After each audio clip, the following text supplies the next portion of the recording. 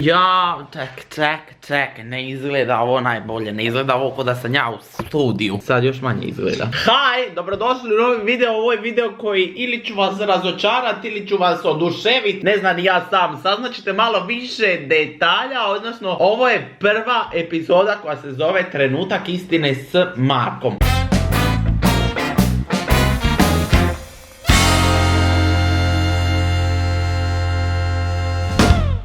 Pustit ćemo vam intro, ne znam jeste li ikad gledali na Novoj TV emisiju Trenutak istine. Ako jeste, onda znate o čemu se radi. Postavljali ste mi pitanja na Instagramu na koje vi želite da ja odgovorim sa da ili ne, ili malo dužim odgovorom. Znači, pošto vi ne možete znati je li ja lažem ili ne lažem, ja ću, ako ne mogu odgovoriti na pitanje, reći neću odgovoriti na pitanje i to mogu napraviti 2 puta u ovoj epizodi. Ovo će biti zanimljivo! Jeste li se ikada zapitali kolika je cijena istine? Potraga za najiskrenijom osobom u Hrvatskoj traje još uvijek. Ja sam Jasna Nanut, a ovo je Trenutak istine. Jeste li spremni? Ispred mene se nalaze ovako papirići. Mislim, nemate šta vi biti spremni, moram biti ja spreman. To su sve papirići sa pitanjima koji ste naravno vi postavili. Ovi koji me ne prate na Instagramu propuštate priliku, ali dobro. Ok, prije nego što krenemo, naravno, reklame. Bog, dobrodošli u reklame. Reklame su vrlo kratke i jasne. Imate moj merch na linku u opisu. markovuletić.hr. Srbija i Hrvatska sister spremne i mogu se kupovati, a Bosna dolazi jako brzo. Gotove reklame. Izmišljat ću pitanja i neću gledat u ni jedno pitanje. Krenimo sa prvim pitanjem. Jesi li ikada bio sa dosta starijom osobom? E sad, mislim, odgovor bi treba biti da ili ne, ali moje pitanje je što znači starija osoba. Amo reći da. Mislim, za moje pojmove to nije dosta starije, ali za tuđe možda, ne znam. Da. Spicy. Idemo dalje. Sad, ja već zamišljam kao da sam osvojio 1000 kuna jer sam odgovorio na prvi odgovor. Ajmo. Najgori sponsor s kojim si surađivao. Ovo mogu reći bez problema jer znam da s tim ljudima više neću raditi. Ne bom više nikad.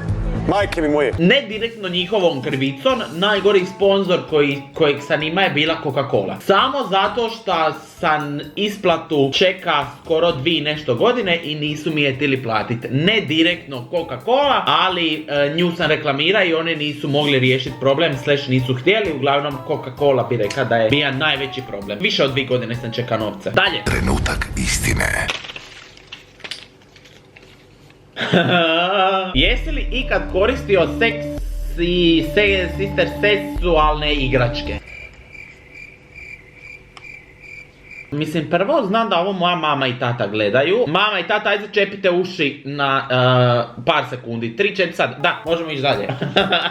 Vama nije neugodno davati ovakva priznanja. Odmah da ispravim grešku, prije sam ih koristio. Više ne. Situacija se sada bitno mijenja. To je ovo pitanje, ubiću se. Pomirišeš li čarape da odlučiš možeš li ih nositi još jedan dan? Generalno da, ali ne svaki put. Znači nekad mi se stvarno nose čarape, ali nekad imam dan, nekad sam u kući stalno i da su kao, ok, možda mogu još jednom obući te čarape. Mislim, ovo nije trenutak istine, ja sve govorim istinu, kod mene nema ono laž. Jesi li ikad bio u jakoj depresiji da si htio dići ruku na sebe? Ne, kod mene se to rješava da se izderem u jastuk, ili oplačem, ili odem prošetat, ili odem vozit auto i slušat tužnu muziku pa plačem ko krava. Uglavnom ne, nisam se tija nikada udrit. Mislim da to nije rješenje. Moje rješenje popričat sa ljudima o tome, a ne to skupljat u sebi. Trenutak istine. Ovo pitanje je malo heavy. Konzumiraš li nedozvoljene supstance? Pa nedozvoljene supstance bi bile kao droge. Ne, mislim, ok, neću lagat, obećao sam da neću lagat. Nekad proba jesam neke, ali ne preteške. Ok, kraj. Meni nije mi dobro. Ja nisam uzor mladima, nisam dobar uzor mladima, to mi odmah nije drago. To je malo heavy. Stres. Jesi li se ikada usrao u hlače? Jav da. To se desilo prije možda 2-3 mjeseca zadnji put. Išao sam, mislim da ne trebam objašnjavati, ali evo objasnit ću čisto da vidite kakav sam ja idiot. Ne znam šta je glaso. Išao sam pustit dim iz ovog otvora, ali je umjesto dima odletilo nešto drugo.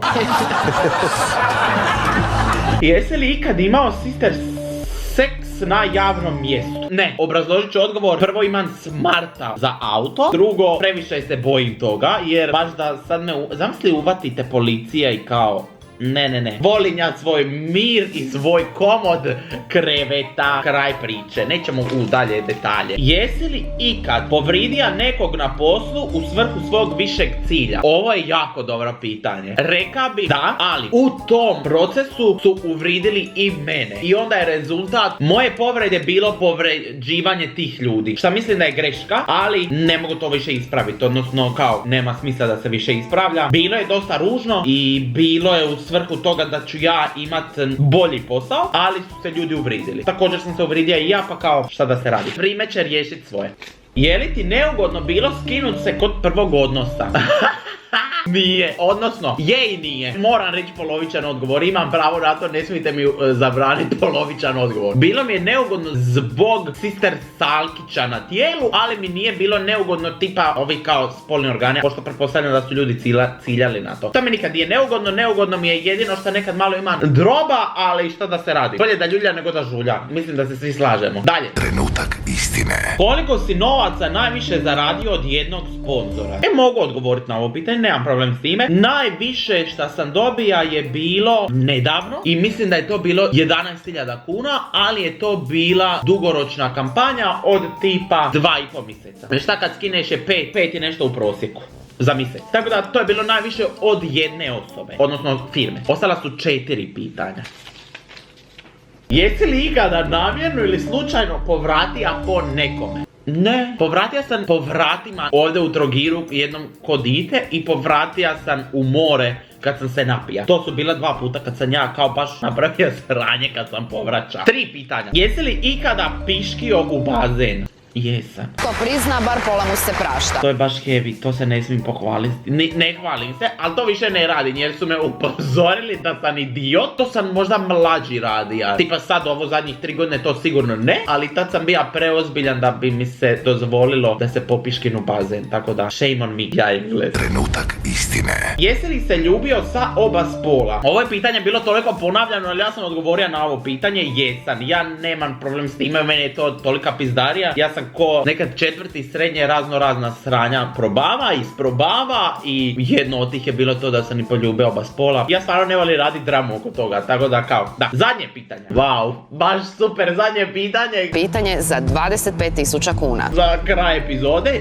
džumbus iskustvo od 1 do 10. Obrazložit ću odgovor i onda ćemo krenuti sa odgovorom od 1 do 10. I prvo, ja sam vezan ugovorom da ja ne smijem izlagati stvari koje su se dešavale tamo, niti pričat ikada ružno o džumbusu /24 sata, što ja osobno ni ne bi. Naplaka sam se dosta. Baš mi je bilo u jednom periodu teško i nisam mogao više i dosadilo mi je i tu je puno veća produkcija nego što ćete vi ikad zamisliti. Ja mislim da trenutno u džumbusu radi, pa ja mislim 30-40 ljudi koji se isključivo bave održavanjem tog kanala. Meni je to osobno bilo previše. Upoznao sam jako dobre ljude, ali sam upoznao i malo lošije. Cijelo iskustvo bi ocijenio sam možda nekakvih 6, ali možda najbolje iskustvo i to sam zahvalan izvršnome direktoru Džumbusa 24 sata i mom tadašnjem menadžeru. Ja sam naučio reći ne. Ja sam naučio sebe poštovat na način da ću ja radit isključivo i ono što ja želim. Naučio sam se malo poslu, naučio sam se kako odgovarat ljudima. Dosta su oni meni toga dali. Znači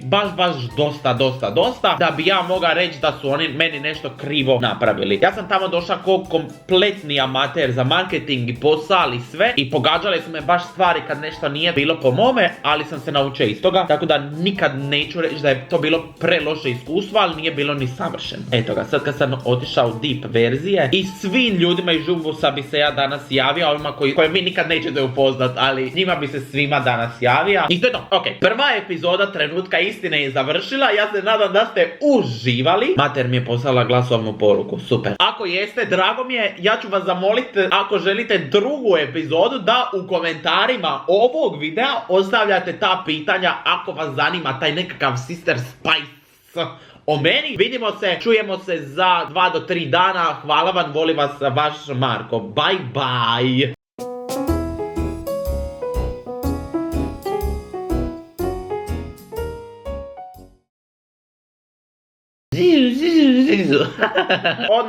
Odmah da ispravim situaciju, ja sam budala.